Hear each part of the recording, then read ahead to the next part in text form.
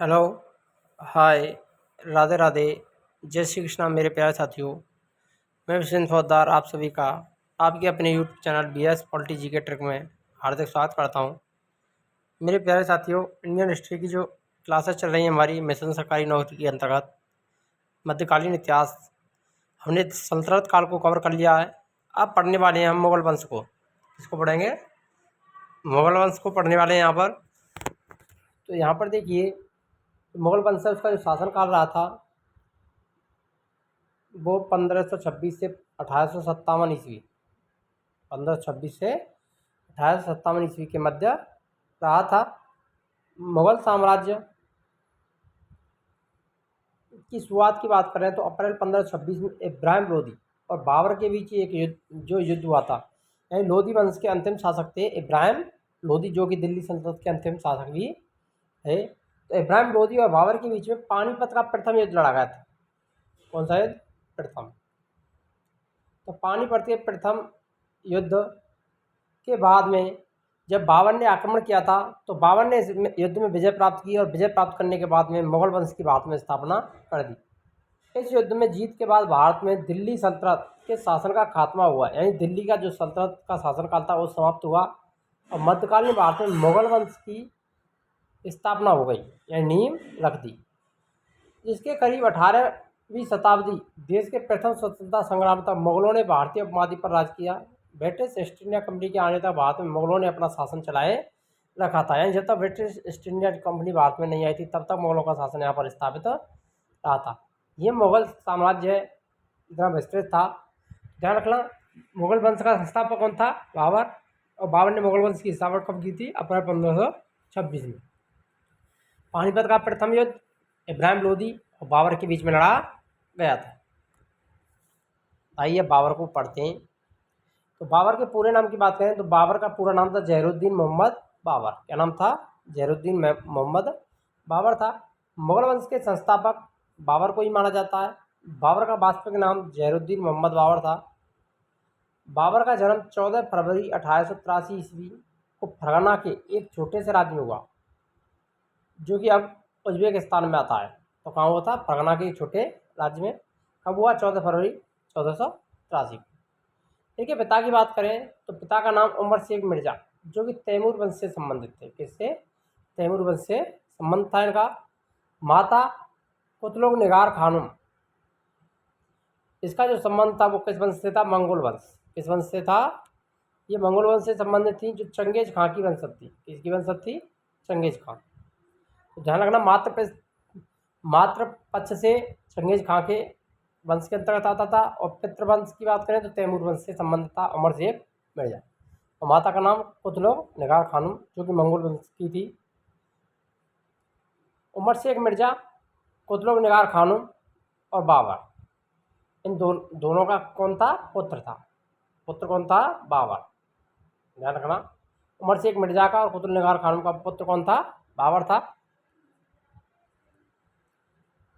जहरुद्दीन मोहम्मद बाबर 1494 में पिता की जैसे मृत्यु हो जाती है, उसके बाद मात्र 11 वर्ष की आयु में ये फरगना का शासक बन जाता है। यानी जब ये फरगना का शासक बना था बाबर, तब उसकी आयु कितनी थी? तो वो 11 वर्ष की थी। ये आपको ध्यान रखना है। बाबर का प्रारंभिक संघर्ष 1494 में समरकंद को जीतने का प्रयास किया, परंतु इसमें बाबर असफल रहा था। 1494 में समरकंद पर इसने आक्रमण किया, लेकिन उसमें इसे सफलता नहीं मिली। 1497 में समरकंद को इसने जीत लिया, पर 100 दिन के लिए। कितने दिन के लिए जीता था इसने? मात्र 100 दिन तक इसने समरकंद पर शासन किया था 1497 में। 1501 ईस्वी में इसने पुनः समरकंद को जीता और 8 बार, इस बार 8 महीने के लिए शासन किया। ध्यान रखना, पहले 100 दिन तक शासन था, लगभग 3.5 महीने, 3.25 महीने होते हैं 100 दिन, 3.25 महीने के आसपास। और यहाँ पर जो 8 महीने शासन किया था, कब? 1501 में। 1504 में काबुल और गजनी को इसने जीत लिया। मोस्ट इंपॉर्टेंट है ये कि काबुल विजय और गजनी पर विजय प्राप्त कब की थी बाबर ने? 1504 में। 1507 में इसने पातशाह की उपाधि धारण की। ये उपाधियाँ पूछी जाती हैं। तो बाबर ने पातशाह की उपाधि कब धारण की?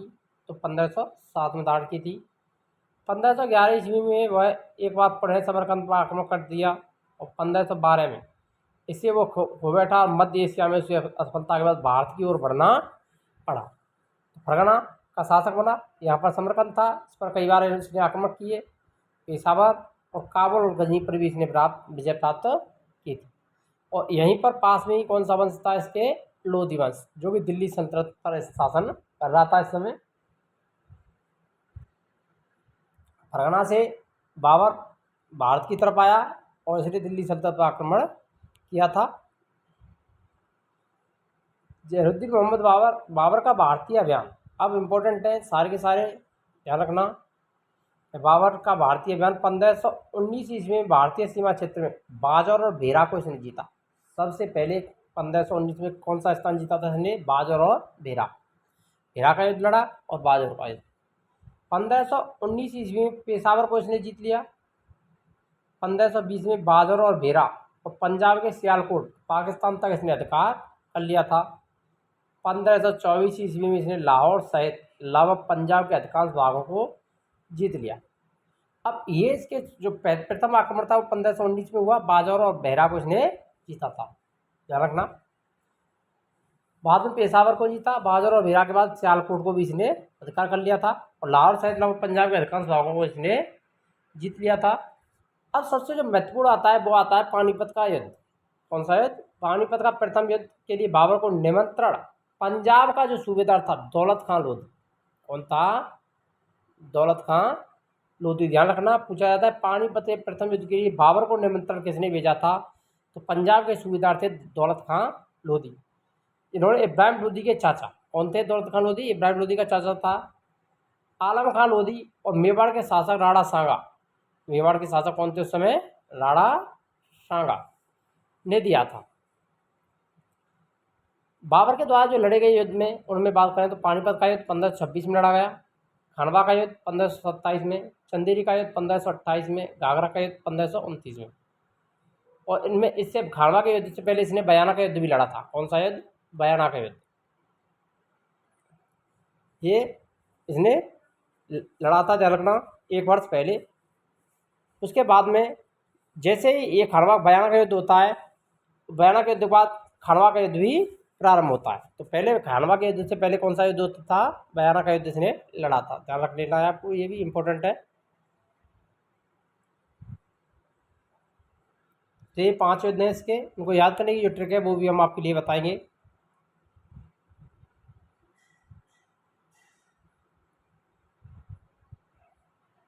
तो देखिए ये ट्रिक को देख लेते हैं पहले यहाँ पर।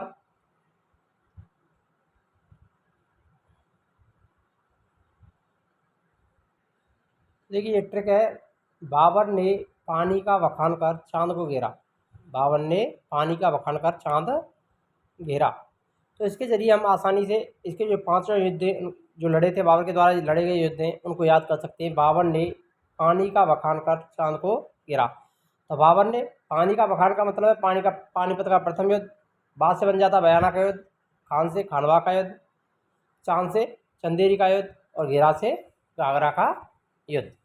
तो ये 5 युद्धों को आप आसानी से याद कर सकते हैं। बाबर ने पानी का बखान कर चांद को घेरा। पानीपत का प्रथम युद्ध 1526 ईस्वी में लड़ा गया। पानीपत के प्रथम युद्ध अप्रैल 1526 में पानीपत के निकट, जो कि वर्तमान में कहाँ पड़ता है स्थान, हरियाणा में पड़ता है। पानीपत वह स्थान है जहाँ 12वीं शताब्दी के बाद से उत्तर भारत पर नियंत्रण को लेकर कई निर्णायक लड़ाइयाँ लड़ी गईं। पानीपत के प्रथम युद्ध ने ही भारत में मुगल साम्राज्य की नींव रख दी। पानीपत का प्रथम युद्ध हुआ, उसी के द्वारा भारत में क्या है, मुगल साम्राज्य की स्थापना हो जाती है। यह उन पहली लड़ाइयों में से एक थी जिसमें मुगलों ने बारूद और आग्नेयास्त्रों, इम्पोर्टेंट है, मुगलों के द्वारा बारूद और आग्नेयास्त्रों और तोपों का इसमें प्रयोग किया था। बाबर की विजय का प्रमुख कारण भी क्या रहा था, बारूद और आग्नेयास्त्रों और तोपों का प्रयोग था। उसकी जो तुलमा पद्धति थी उसके द्वारा युद्ध लड़ा था, इसी के कारण बाबर की युद्ध में विजय हुई थी।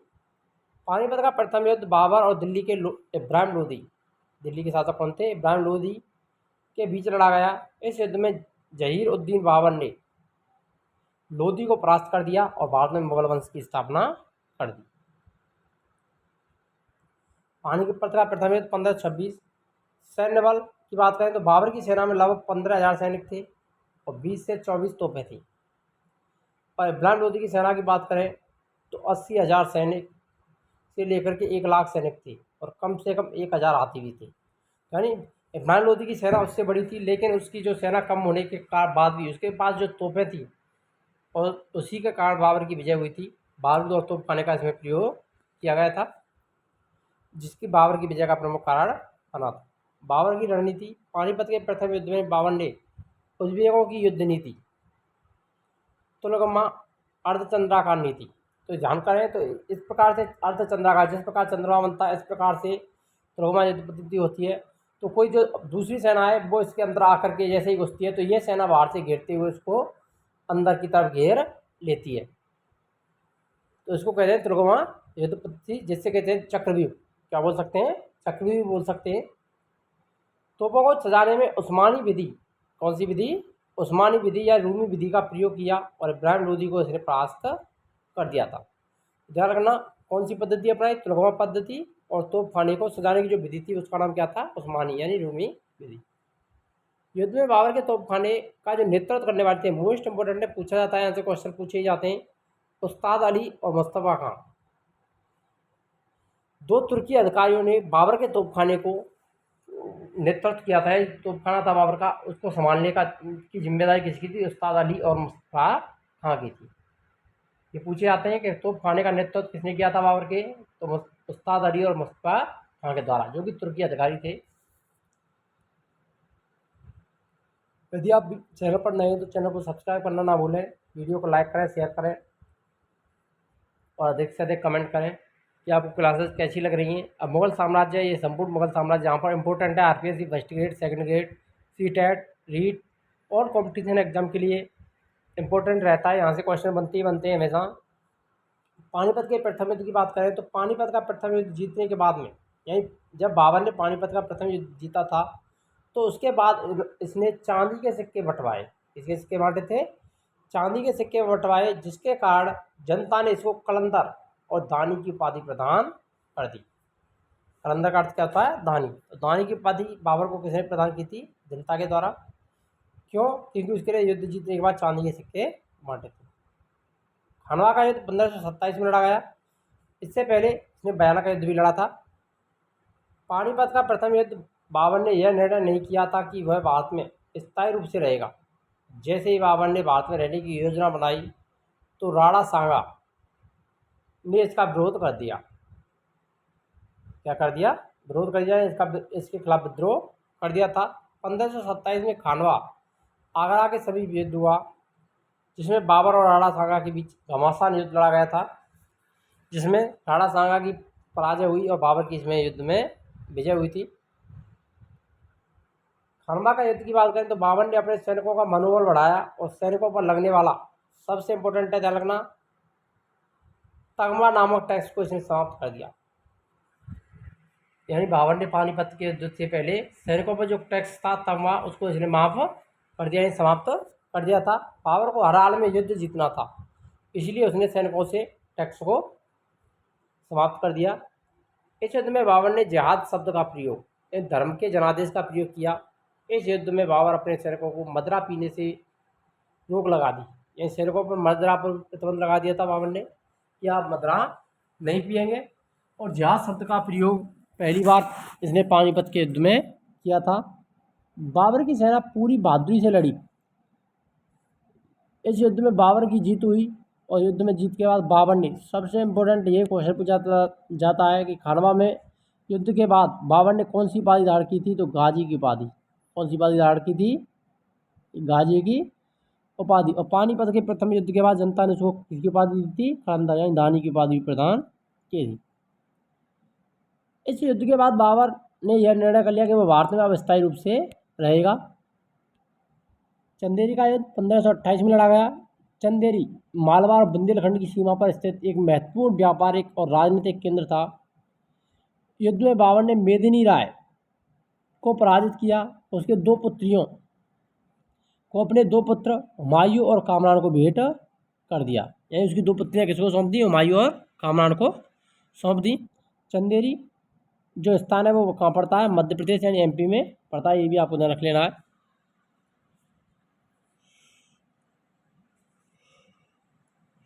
उत्तर प्रदेश और एमपी की सीमा पर है।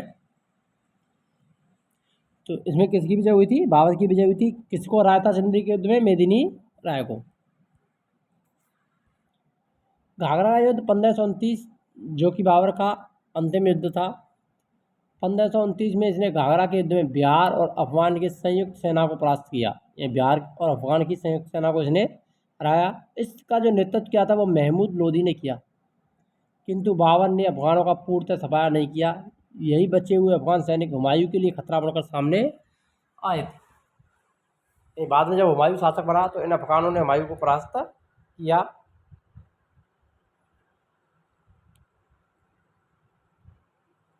करीब 48 वर्ष की आयु में 26 दिसंबर 1530 ईस्वी में आगरा में बाबर की मृत्यु हो गई और प्रारंभ में बाबर के शव को आगरा में दफनाया गया। कहाँ दफनाया गया था, आगरा में।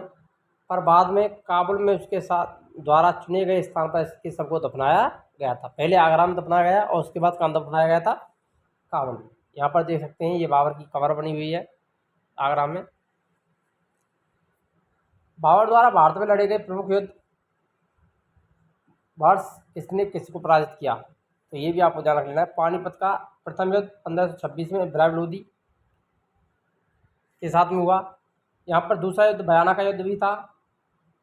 कौन सा युद्ध है, बयाना का युद्ध, जो कि बाबर और राणा सांगा के मध्य लड़ा गया था, जिसमें राणा सांगा की विजय हुई थी। बयाना के युद्ध में, बयाना के युद्ध में किसकी विजय हुई थी, राणा सांगा। ये भी 1527 में लड़ा गया था, ध्यान रखना। इसके एक महीने बाद खानवा का युद्ध लड़ा गया था, जिसमें राणा सांगा की इस युद्ध में पराजय हुई। और बयाना के युद्ध में राणा सांगा की क्या हुई थी, बयाना में विजय। बयाना युद्ध में किसकी विजय हुई थी, राणा सांगा की। और इस युद्ध में किसी की पराजय होती है, राणा सांगा की पराजय हो जाती है खानवा के युद्ध में। इसके बाद चंदेरी का युद्ध 1528 ईस्वी में मेदिनी राय को इसने परास्त किया। घाघरा का युद्ध 1529 ईस्वी महमूद लोदी को परास्त किया था। तो आपको हमने ट्रिक पहले ही बता दी है। बाबर ने पानी का बखान कर चांद को घेरा। तो इस ट्रिक के जरिए आप आसानी से बाबर के जो युद्ध है उनको क्रम से याद कर सकते हैं। मैचअप में पूछा जाता है। महत्वपूर्ण तथ्य है, बाबर ने अपनी आत्मकथा, यानी जो अपनी आत्मकथा है जिसका नाम क्या था, तुझके बाबरी, की जो लिखी थी तो वो किसी भाषा में लिखी थी, तुर्की में। किसमें रचना की इसकी, तुर्की भाषा में रचना की थी, जिसका अनुवाद बाद में फारसी भाषा में अब्दुल रहीम खान खाना। तो अब्दुल रहीम खान खाना ने तुर्की का जो बाबरनामा था तुझके बाबरी, उसका फारसी भाषा में अनुवाद किया था अब्दुल रहीम खान खाना ने। और किसमें लिखी थी बाबर ने, तुर्की भाषा में इसको लिखा था, किया, जो कि बाबरनामा है। क्या नाम है, बाबरनामा।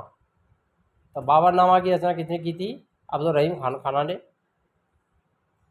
बाबर की भारत में सफलता का मुख्य कारण उसका तोपखाना था।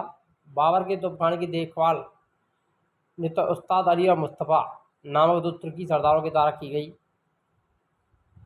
बाबर ने पानीपत की विजय के बाद काबुल वासियों को शाहरुख नामक चांदी के सिक्के दान किए। इंपॉर्टेंट है, ध्यान रखना, शाहरुख नामक चांदी के सिक्के। किसके, शाहरुख नाम के चांदी के सिक्के काबुल वासियों को दान किए थे।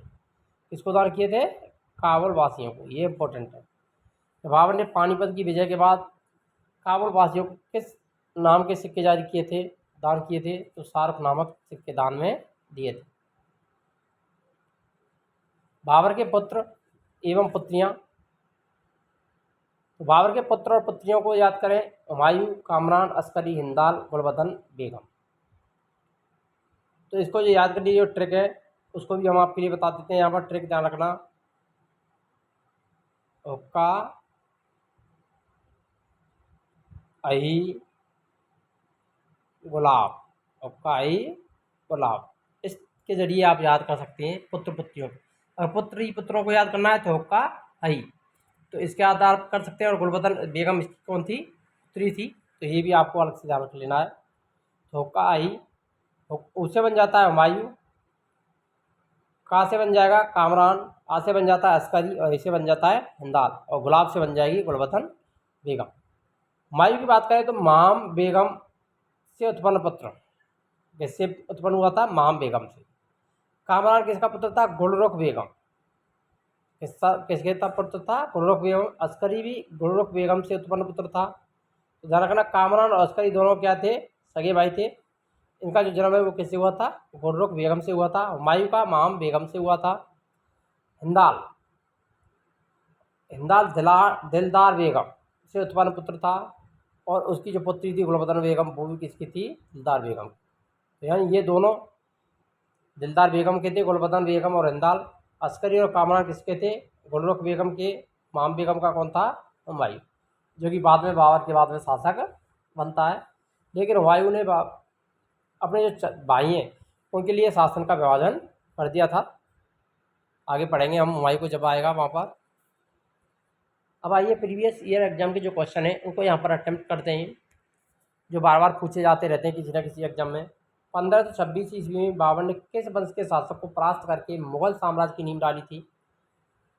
सैयद वंश, लोधी वंश, तुगलक वंश, खिलजी वंश। तो कौन सा वंश था? लोधी वंश। लोधी वंश के शासक इब्राहिम लोधी को इसने परास्त किया था, तो मुगल साम्राज्य की नींव डाली थी। पानीपत का प्रथम युद्ध कब लड़ा गया था? अप्रैल 1526। कब लड़ा गया था? अप्रैल 1526 ईस्वी में। तो 21 अप्रैल 1526 को पानीपत का प्रथम युद्ध हुआ। बी वाला ऑप्शन राइट रहेगा यहाँ पर। बाबर ने प्रसिद्ध तुलगमा नीति यानी जो पद्धति है उसका सर्वप्रथम प्रयोग किस युद्ध में किया था? तो तुलगमा पद्धति का जो प्रयोग है वो बाबर ने किस में किया था? पानीपत के प्रथम युद्ध में। सी वाला ऑप्शन राइट रहेगा। 1526 में बाबर ने किस शासक को परास्त कर मुगल साम्राज्य की नींव डाली थी? तो इब्राहिम लोधी को इसने हराया था। खानवा का युद्ध किसके बीच लड़ा गया? तो बाबर एवं राणा सांगा के बीच लड़ा गया था। बी वाला ऑप्शन ही राइट रहेगा। चंदेरी का युद्ध कब हुआ? 1527, 1528, 29 जनवरी 1528, 25 फरवरी 1528, 20 जुलाई 1529, 29 जनवरी 1527। तो हमने आपको ट्रिक बताई थी, बाबर ने पानी का बखान कर चांद को घेरा। तो ये चौथा युद्ध था, और ये चौथा युद्ध कब लड़ा गया था? इसने 1528 में लड़ा था, 1527 को, और 29 को यहाँ से समाप्त कर दें। अब फरवरी या जनवरी, ये आपको यहाँ पर डिसाइड करना है। जल्दी से कमेंट कीजिए मेरे प्यारे साथियों। तो इसका जो राइट आंसर रहेगा, चंदेरी का युद्ध जो लड़ा गया था 25 फरवरी 1528 को लड़ा गया था। बी वाला ऑप्शन राइट रहेगा यहाँ पर। बाबर ने काबुल में चांदी का सिक्का किस नाम से चलाया है? ये हमने क्वेश्चन बताया भी था, देखो रिपीट हुआ है। शाहरुख, रुपया, दरहम, टका। तो शाहरुख नाम के सिक्के चलाए थे बाबर ने, कहाँ पर? कांदी में, जो दान में दिए थे। ये वाला ऑप्शन राइट रहेगा। पानीपत युद्ध के विजय के बाद में काबुल में उसने शाहरुख नाम के चांदी के सिक्के दान में दिए। बाबर ने अपनी आत्मकथा बाबरनामा की रचना तुर्की भाषा में की, लेकिन इसका जो अनुवाद है वो फारसी में किसके द्वारा किया गया था? तो अब्दुल रहीम खाना के द्वारा किया गया। ये वाला ऑप्शन राइट जाएगा। बाबर ने तुझके बाबरी नामक अपनी आत्मकथा किस भाषा में लिखी थी? अरबी, फारसी, उर्दू, तुर्की। अरबी, फारसी, उर्दू, तुर्की। बाबर ने तुझके बाबरी नामक अपनी आत्मकथा किस भाषा में लिखी? तो तुर्की भाषा में इसके द्वारा रचना की गई थी। डी वाला ऑप्शन राइट रहेगा यहाँ पर। अब युद्धों को बाबर द्वारा लड़े गए युद्ध और शासक मैचअप करना है। पानीपत का युद्ध 1526 में इब्राहिम लोदी और बाबर के बीच। खानवा का युद्ध 1527 राणा सांगा के साथ। चंदेरी का युद्ध 1528 मेदिनी राय के साथ। झागा का युद्ध अफगानों के विरुद्ध महमूद लोदी। तो 1, 2, 3, 4 यही ऑप्शन राइट हो जाएगा। 1, 2, 3, 4 पहला वाला ऑप्शन राइट रहेगा यहाँ पर। इस युद्ध में बाबर ने जिहाद धर्म युद्ध का नारा दिया। युद्ध जीतने के उपरांत गाजी यानी धर्म योद्धा की उपाधि धारण की थी। खानवा युद्ध में, घाघरा युद्ध में, पानीपत प्रथम युद्ध में, इनमें से कोई नहीं। तो गाजी की उपाधि खानवा युद्ध के बाद में प्राप्त की थी। ये वाला ऑप्शन राइट हो जाएगा यहाँ पर। और वीडियो अच्छी लगी तो वीडियो लाइक करें, शेयर करें, और चैनल पर नए हैं तो चैनल को सब्सक्राइब करना ना भूलें। मिलते हैं नेक्स्ट वीडियो में, तब तक के लिए जय हिंद, राधे राधे, जय श्री कृष्ण।